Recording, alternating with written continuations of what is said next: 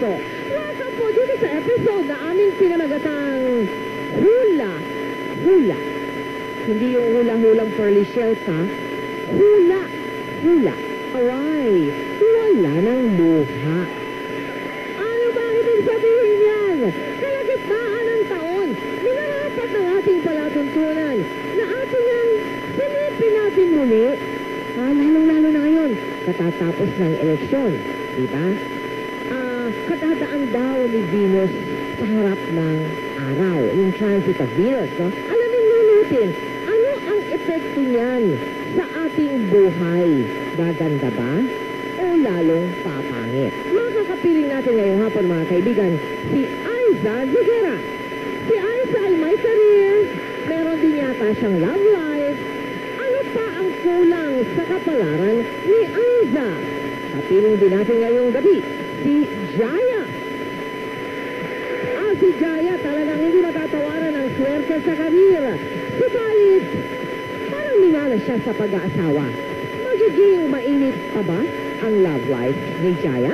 Alright. Pangatlong panawin, please welcome Cindy Corleto.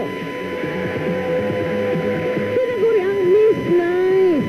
Pero bakit inuulan ng intriga ang love life ni Cindy Corleto? Pang-apat na panawin, naging sikat pagkatapos ng eleksyon. Walang iba kundi si Eddie Hill. 2 beses na siyang tumakbo sa eleksyon. Bigo, showbiz kaya ang mundong magiging kapalaran ni Eddie Hill. Our 5th guest, please welcome Miss Alma Moreno. Bigo si Alma sa kanyang pag-aasawa kay Joey Marquez. Hindi rin siya pinalad ng pumasok sa politika. Saan kaya nagtatago ang swerte ni Alma Moreno? Para tulungan naman tayong sagutin ang mga katanungan, narito naman ang ating mga psychic. Please welcome Maricel Gasquel. She's a spiritual consultant. 25 taon na siyang spiritual consultant and psychic. Kapiling din natin si Miss Malula Mosque. Malu is an astrologer, 19 years in the practice. We also have Arnold Barrera. Arnold is a psychic researcher mula pa noong kabataan niya. And not but not least, we have Madame Auring. 25 years na practicing fortune teller si Madame Auring. Ngayon, alamin na natin ang ilan sa mga mabibigat na nakikita nyo, nasisipat nyo. Madam Auring, mag-umpisa ka. Vibes ko, isang babae ang talagang magiging presidente natin muli. Nakita ko rin na magkakaroon ng malaking gulo ang kabilang panig at maaaring magalap ulit at yung audit ang tinatawag tulad ng second. Okay, Maricel. Ang sa akin palagay naman po, ang nakikita ko, kung sino man ang mamumuno ng Pilipinas, hindi siya magtatagal. Nakikita ko mga 6 to a year lang.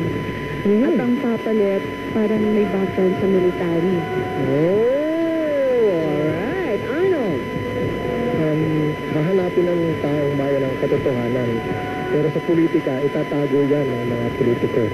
At yung mga tao magagalit, kahit simbahan, hindi kayang lubagin ang damdamin ng tao. Medyo may laman yun, Arnold Amalu. Yung instability kasi inherent sa political system natin. Tapos, ang mas mahirap nito are layoffs in jobs. Isa lamang mo yan, mga kaibigan. Huwag kayong aalis. Magpapatuloy ang hula-hula. Naway, wala nang luha.